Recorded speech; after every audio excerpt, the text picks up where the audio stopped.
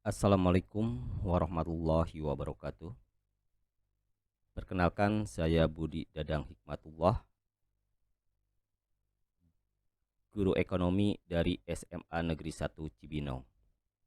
Di sini saya akan melaporkan hasil pemecahan masalah belajar, di mana masalahnya adalah terdapatnya siswa yang sering tidur di kelas. Untuk lebih memudahkan kita memahami permasalahan ini, mari kita lihat peta konsep berikut ini. Yang pertama adalah identifikasi masalah.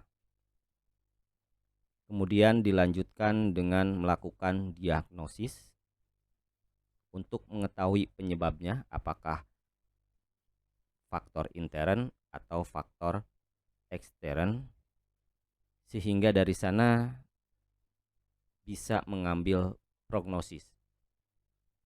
Yang kemudian dari sana kita bisa menerapkan terapi apa yang cocok. Jika terapi telah dilaksanakan, maka lakukan tindak lanjut dan kembali lagi ke siklus awal, yaitu mengidentifikasi masalah. Latar belakang masalah.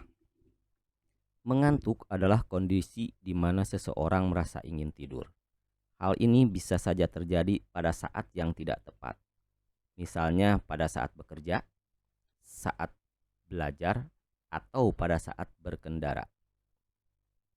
Kantuk biasanya ditandai dengan rasa lelah, hilang kesadaran yang pada akhirnya dapat mengganggu aktivitas. Tidak jarang, rasa kantuk yang menyerang tidak dapat ditahan sehingga produktivitas seseorang berada pada titik paling rendah. Tidak terkecuali pada siswa yang pada saat aktivitas belajar sehari-hari dituntut untuk selalu segar, ternyata diserang rasa kantuk yang susah untuk dilawan. Dan inilah yang terjadi pada salah seorang siswa yang sedang mengikuti pembelajaran bersama saya. Identifikasi masalah. Meskipun sederhana, tetapi kantuk ini dapat menyebabkan permasalahan yang serius, terutama bagi siswa, karena dapat mengganggu kinerja dan produktivitas di sekolah, mempengaruhi emosi siswa, serta mengganggu interaksi sosial.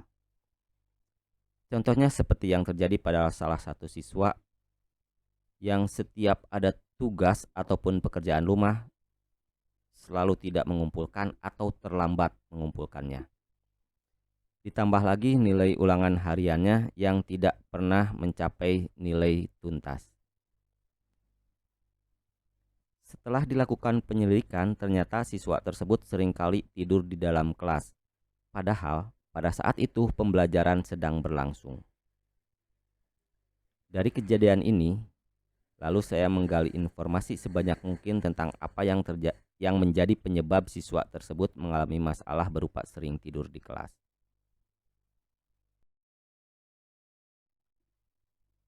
Diagnosis. Permasalahan siswa tidur saat pembelajaran sedang berlangsung adalah permasalahan yang sering kali terjadi, dan penjawabnya bisa bermacam-macam sebagaimana yang akan saya jelaskan di bawah ini.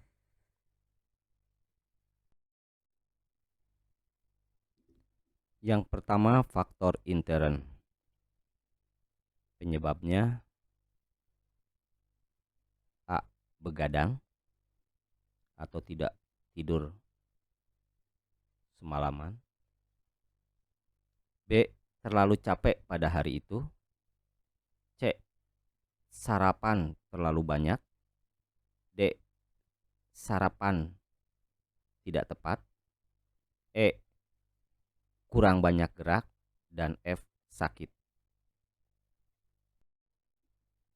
B. Faktor ekstern.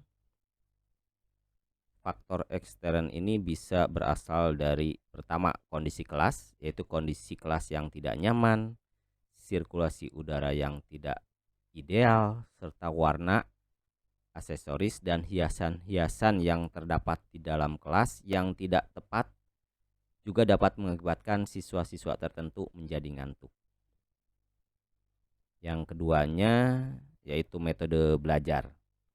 Jadi yang tidak kalah pentingnya, salah satu penyebab siswa ngantuk pada saat pembelajaran sedang berlangsung adalah metode pembelajaran yang digunakan oleh guru tidak tepat, sehingga siswa kehilangan fokus dan konsentrasi, sehingga tergantikan oleh rasa ngantuk yang menyerang. Prognosis. Dari permasalahan yang timbul di kelas, kemudian dilakukan pendekatan secara personal untuk mengetahui latar belakang siswa tersebut mengalami gangguan belajar, yaitu dengan cara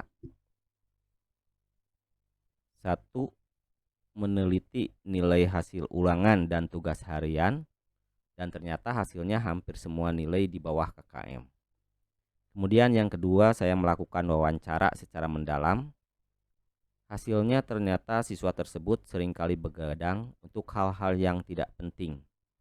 Dan ini berlangsung sudah cukup lama sehingga menjadi suatu kebiasaan. Kemudian yang ketiga, menggali informasi dari salah satu teman dekatnya. Dan ternyata didapat informasi bahwa kebiasaan tidur di dalam kelas ini berlangsung hampir pada semua mata pelajaran.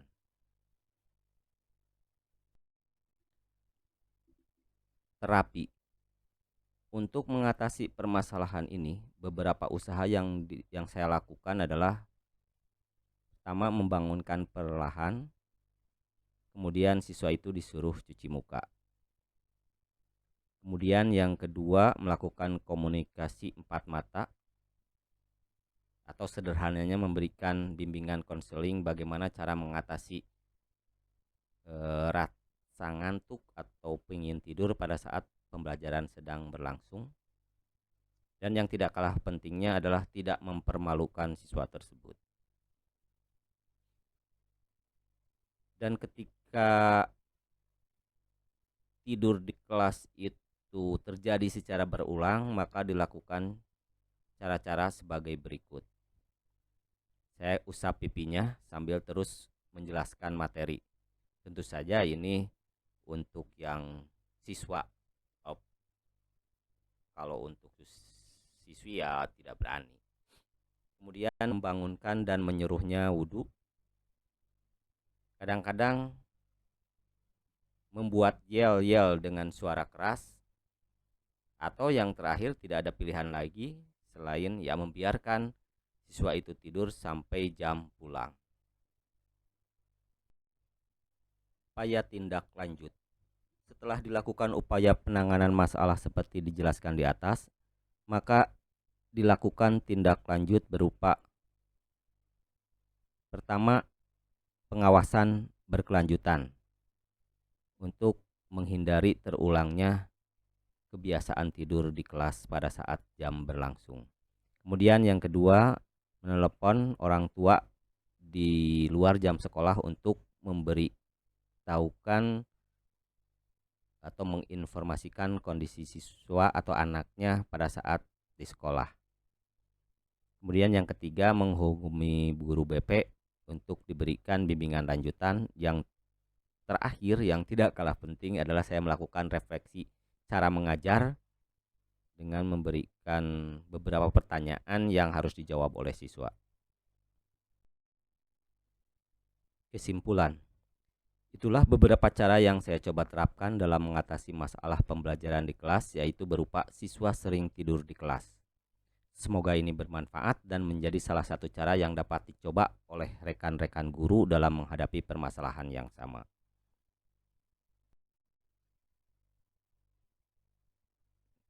Demikianlah laporan tentang penyelesaian masalah dalam pembelajaran dengan masalah siswa sering tidur di kelas.